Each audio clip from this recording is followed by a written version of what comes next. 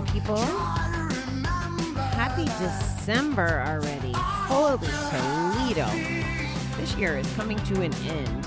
I'm not trying to rush it. I'm a one day at a time girl, but I feel like time is flying.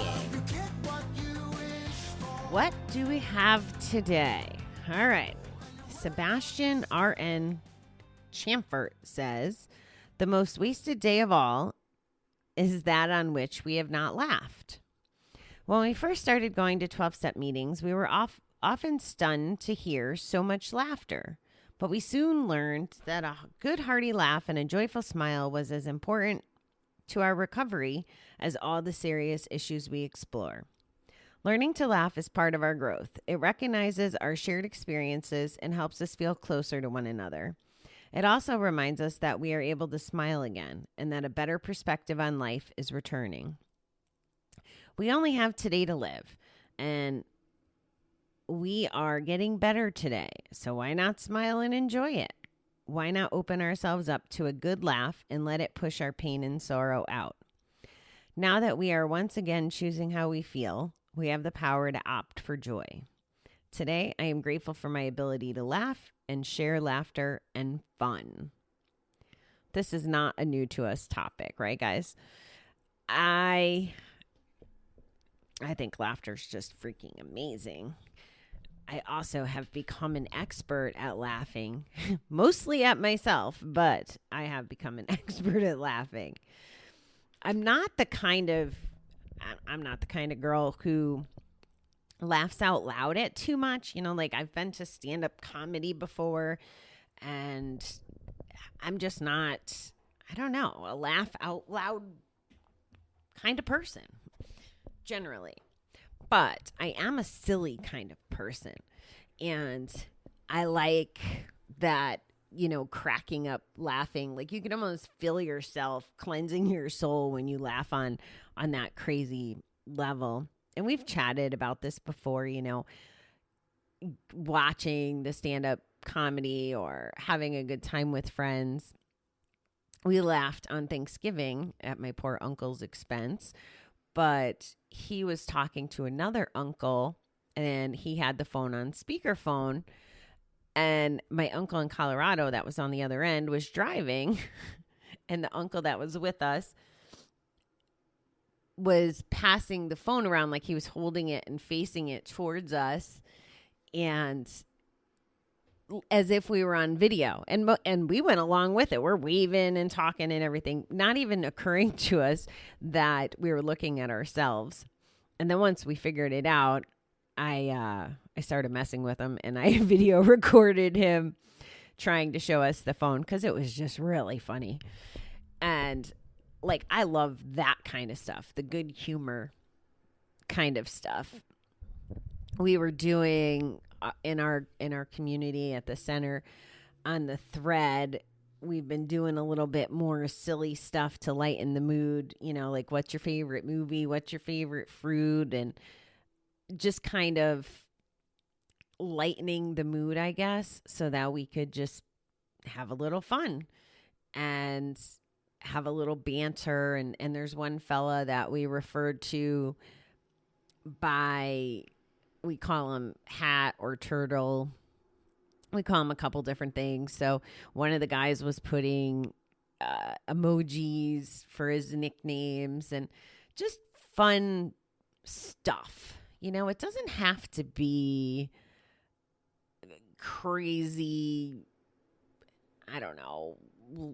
I don't even know how you fake laughter. You know, like I think you could kind of go with the flow maybe, but not that digging deep.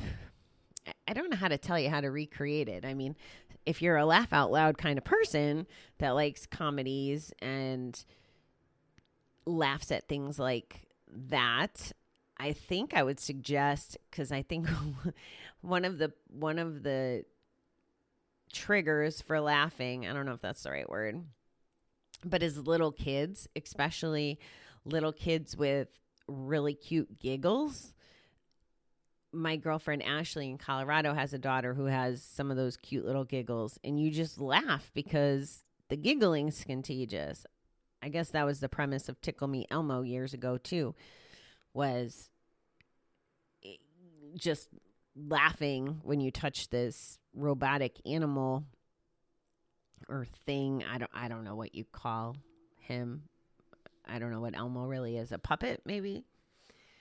But just the sound of laughter sometimes can make more laughter come. I like TikTok for laughter. That cracks me up. There's a lot of really funny people on there, and some of it is just good old-fashioned fun, like people doing really silly jokes to their parents or their kids or their siblings or whoever, their husbands. There's a couple, and I think they're Middle Eastern, and the wife will do silly things just to get a rise out of the husband. And he sounds so serious and stern in the background, and she's just silly and loving it. And I don't know if it's staged or not, but it's very entertaining to watch. So those are a couple of my things that I get laughter from. Little kids, comedies, TikTok, and, picking on my family, I guess. I think we covered this relatively recently, so I don't have a lot to say as far as going deep on that. I've also been, it's one of those mornings. I've been up since 1. I had a meeting with my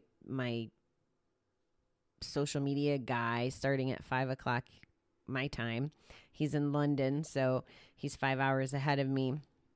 And we just got done working for about 2 hours.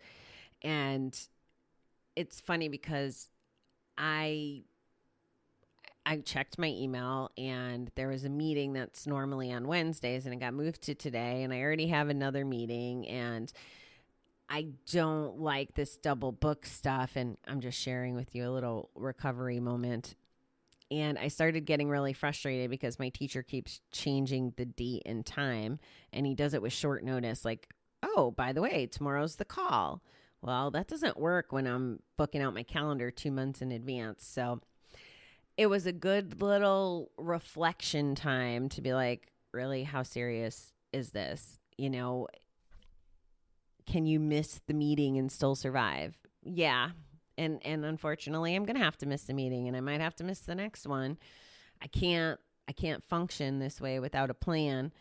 So it speaks to my recovery on 2 levels. Like it's small stuff. He'll send out the replay. It's not the same. You don't get as much knowledge and experience with the replay, at least in my opinion. Like I like having access to him to ask the questions live, but it's not the end of the world. And I needed to just remind myself, like, be grateful that I have access to him in the first place. Don't sweat the small stuff like the calendar, like let it go. And had to reset my brain. And I guess it's real easy to get grumpy or lose sight of that foundational happiness stuff, especially when you don't get enough rest, because like I said, I've been up since 1. So I'm going to work on just trying to be dialed in today to my to-do list and my making sure that I feel good all day, and doing some of this laughing or whatever, so that I don't turn into bitchy over little things that aren't really that important, like being double booked. It's not the end of the world. It's not like I have a meeting with Pitbull on one line and another meeting with Kid Rock on the other. Those are 2 of my favorite musicians. So it's not that serious. So I guess I'm sharing this with you so you have a reminder to not take yourself too serious today and focus more on the laughing parts of life instead of these small potatoes, things that could, if I let it, I could have gotten tripped up for the day. But I had to have a conversation, which, by the way, was a little out loud with myself, about not getting aggravated with it. And that's fine. That's what I had to do.